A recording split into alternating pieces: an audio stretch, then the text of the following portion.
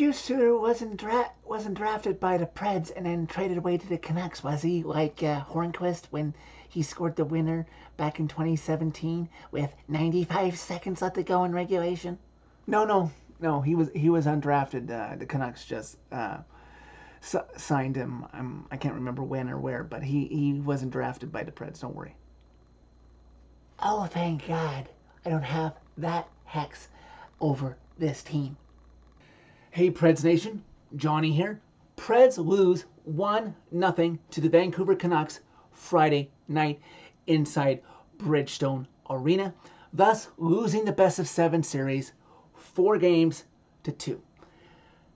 I'm going to do my best to just make this a one-taker, give you my most deepest, honest feelings about how I'm feeling. Maybe you can relate right now, Preds Nation. The Canucks fans, hey, who are watching this, who have found my channel and have subscribed, let me just say right off the bat, thank you for finding my channel. I hope you stick around, even though this is a Preds-centric channel. I hope to make good content that you will want to see an outsider's perspective, especially when the Preds play your Canucks, and you've got a good team there. I underestimated them with obviously my series prediction. I obviously didn't think that it would be done quickly. Like I saw a couple Preds friends of mine who thought it might be done in 6. I said 7, and obviously I figured for it to go 7 that the Preds would probably have to win a game 6. And heck, if they had won tonight, it very well could have happened on Sunday back in Vancouver. But hey, you guys just played that much better in the end where it counted. And the Preds were out shooting the Canucks 19-17, I think, after 2 periods. And though they couldn't score a goal, fortunately, they had prevented any goal from you guys being scored. And the further things went along in the 3rd period, still scoreless, I was thinking back to different moments this season. The Preds had the scoreless after 40 minutes game against the Islanders just after the turn of the new year, where they went down 1-0 eventually, but then Luke Evangelista tied it late, and then with 7 seconds left to go in regulation, Alexander Carrier pulled a rabbit out of the hat, and the Preds won the game. Then there was a Detroit game during the 18-game point streak when we all thought this season was over. Can we just repeat that? After this team got smoked 9-2 at home against Dallas, we all thought it was done. But Trotzy and Bruno made sure this team did not get to go and enjoy U2. And can I just say, I don't know how many of you noticed the fan reaction titles to this first round. There's not going to be any more this spring, so I can point out, did you guys see something in common with Game 1, Game 2, Game 3, Game 4, Game 5, and now Game 6 with Exit? They're all U2 songs. I wanted to pay homage to the band that inspired this team seemingly to go on the best point streak in franchise history and turn their season around that they made the playoffs. Coming into the season, we didn't really think that this team had a chance, maybe an outside chance, but they gave us one heck of a ride and one heck of a first-round playoff series for hope down the road. Now back to the game as it stayed scoreless later and later. I tweeted out, some of you guys called me out on it. I don't think I'm that powerful to jinx things, but being scoreless in a Game 6 that was on home ice, I was having flashbacks to June 11th, 2017. What's June 11th, 2017? Come on. I know you all know that was Game 6 against Pittsburgh. That was scoreless. Scoreless, late. Despite Sisson's goal that should have counted, that wasn't. There was nothing we could do about that. And late in the game, with 95 seconds left to go in regulation, before they eventually got an empty netter and won 2-0, former Preds draft pick Patrick Hornquist scores late. And Pekka Rinne lost heartbreakingly in a game they Preds forwards in front of him should have won for him. And it wasn't 95 seconds tonight, but it was pretty darn close. P. Suter scored with 99 seconds left to go in regulation. And here we go all over again. I am intending to make an off-season video of the top 10 most heartbreaking regular season losses in franchise history over 25 years, inspired to me by December 23rd, 2023, when this team lost against the Dallas Stars 2 days before Christmas, when they had that game in the bag. Well, I think I can come pretty close. I'm going to see if I can make a top 10 list of the most heartbreaking postseason losses, because this game should be in a top 10, might even be in a top 5. We'll see. But alas, props to the Preds for how they tried to tie it. That was one of the best sequences I had seen all season, despite the fact that they didn't tie it and the horn sounds. They lose 1-0 and there's handshakes. Props to the Canucks. All the best to the Oilers. I'm not really going to pick a side. I'm just going to enjoy the hockey for what it is. You can never really get diehard fans to automatically root for a team that just took them out. If you guys go on deep and maybe win the cup, I'll be happy to lose to the best team in the league after all, but I'll cross that bridge when I get there. As for this roster, Cole Smith was out due to injury, so Juuso Parson, who had been called up from Milwaukee, filled in his spot. I like the fact that he got that little bit of postseason experience, something he can take back, as he is a leader down in Milwaukee, as they will need him back. They lost game 1 the other day of their first round best of 5 series to Dallas's farm team. Hopefully they can turn around, because they still have home ice advantage in that series, because games 3, 4, and 5, that's how the schedule works down there, are in Milwaukee. Also, Luke Evangelista, this was his coming out party, even though he didn't really pack on the goals, because he was everywhere. He brought the energy so much. In this game, he was even on the plus minus, but he had 2 shots. If this team ends up eventually with bridge deals and then long-term deals with Luke Evangelista and Juuso Parson in the top 6, that's a pretty good building blocks for this team down the road, as Barry Trotz is going to build this team up into a contender, just not overnight. But this was a good spring box going forward. Now, as for pieces right now, my instant feelings, Anthony Beauvillier will probably be let go. He's an unrestricted free agent this coming offseason. Jason Zucker, he impressed.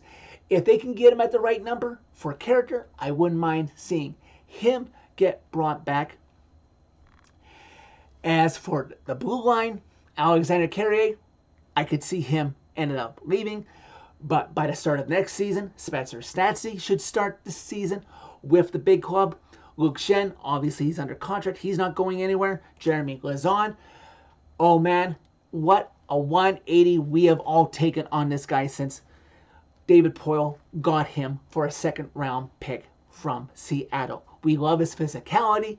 He's going to be a rock on the Preds blue line for seasons to come. Dante Fabro is still under contract. And of course, the captain, unless he waives his no trade clause, the Preds are not going to ask him to waive it. That's disrespectful to your captain, because you want to be able to attract free agents to come and play for you. He's not going anywhere. We'll really have to see with the buyout terms that are still sitting on the contract with Kyle Turris and Matt Duchene and Matthias Ekholm's bit of his contract that we retained when we traded him to Edmonton. So there's some carryover. More younger guys will be brought up to sit on the contract and play to carry us over until that contracts come off the books, which leads us to in goal, UC Saros. If anything, if these are his last 2 games in a Preds uniform, Game 5 and Game 6, he did GM Barry Trotz a huge favor in upping his trade value. 2 goals over 2 games in elimination games for the Preds, he played out of his mind. He deserved better tonight than the defensive breakdown that led to the 1-0 goal. He played out of his mind despite that Zadorov goal. He bounced back from it in Game 5. He definitely upped his trade value, and as long as it's for the right price of a decent return, I trust in Trotzy to get something good, and maybe you can keep Lankinen as a building block to ease Yaroslav Askarov into a starting role either next season if he takes the ball and runs with it, or definitely 2 seasons from now. The phone is still dinging. I don't want to interrupt this one taker. But alas, and hey, also let me not leave out, because I haven't mentioned it, congrats to Roman Josi for his Norris nomination.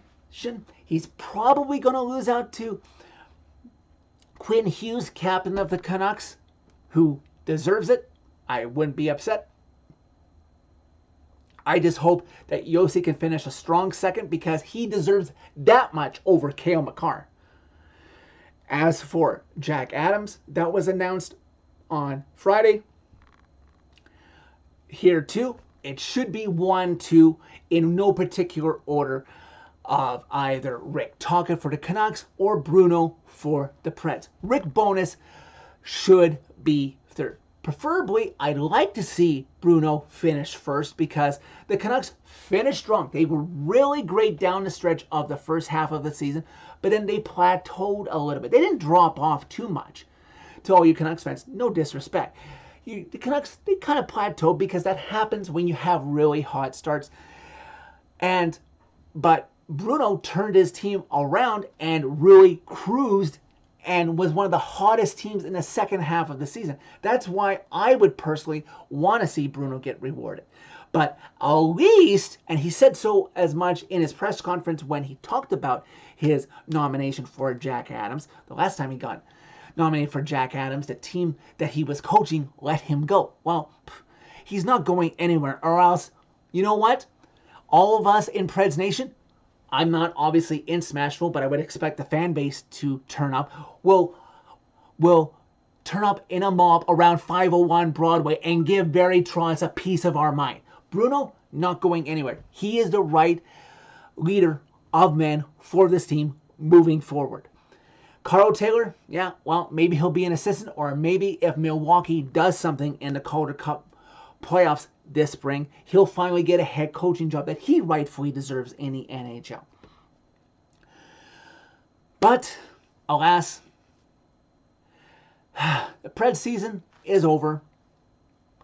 They deserve to have this happen to them, just solely for the learning experience, okay?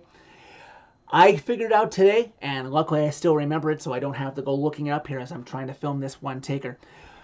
As of today, since Game 6 against Carolina in 2021, it has been 1,076 days since the Preds have won a playoff home game. That is 6 consecutive losses. Game 6 against Carolina, Game 3 and 4 against Colorado in the sweep. That's 3 right there. Game 3 and 4 against the Canucks, and now Game 6 against the Canucks. It's a repeat of 2011 versus the Canucks, when all you had to win was 1 game at home, and we're talking about a Game 7, but unfortunately, you could not show up at home. It's not the fans' fault. The fans brought it. The game ops finally turned around Game 4 and Game 6 in this series after being terrible in Game 3. Props to Sean Henry for getting game ops to turn that around. Thank God they brought back Run This Town for Game 6. Keep that going forward, because you listen to your fan base that wants it instilled for playoff runs. You need the fan base behind this team, and maybe this home losing streak will finally come to an end. A home losing streak in the playoffs that I believe is probably, I could be corrected, is probably the longest active home losing streak of any NHL team right now, because, hey, the Leafs snapped theirs when they beat Boston in Game 6 yesterday. So, that being said, long off season coming up. Not as long as last year because the Preds played around. We'll see what happens. I will be here to cover it. I, at Predemption, am going to cover, obviously, the draft. I'll have my thoughts on that. And then when free agency comes, I can say this and not be accused of tampering. I wouldn't mind if the rumors are true that Steven Stamkos comes to the Preds. That would be a good piece to have in there as this team transitions younger with guys coming up from Milwaukee. I will be back for season 6 of Preds fan reaction videos with Jersey Guy come the fall. Thanks to a longtime friend of mine by other interests. He will go nameless for now. If I end up using it and it works, I will give him credit for this AI created song that I am going to try and put into the intro of my Preds fan reaction videos for season 6. I didn't want to throw it on you late in the season and for the playoffs. And again, everybody, I just want to thank all the friends I've made, all the subscribers I've gained on this channel, thanks to, they're probably mostly Canucks fans, maybe a few Preds fans.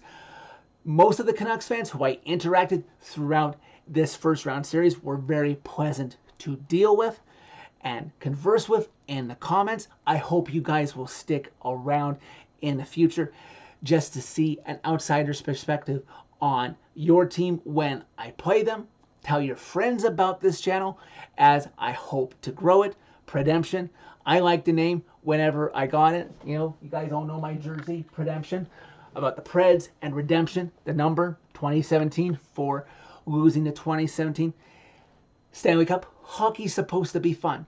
Let's keep this discussion on my videos, whether it's game reaction videos or trades or anything else the Preds do, cordial and friendly, because that's what hockey's supposed to be, right? So that it's for everyone. So that is it for this video for content that pertains to the Preds in a game that matters. Thank you very much for watching. As always, click like if you like this video, click subscribe if you really liked it, and tell all your friends if they're a Preds fan, if they're a Canucks fan, or whatever moving forward, as I hope to grow this channel through 5 seasons and beyond. You can find me on social media where you can interact with me during Preds games, or maybe when I feel up to it through games to the rest of the Stanley Cup playoffs by clicking on the channel name. Tell all your friends about Predemption. That's what it's called. Don't get it confused and call it Predemption. It's Predator, Predemption, Redemption for 2017. And I will talk to you guys in the off season.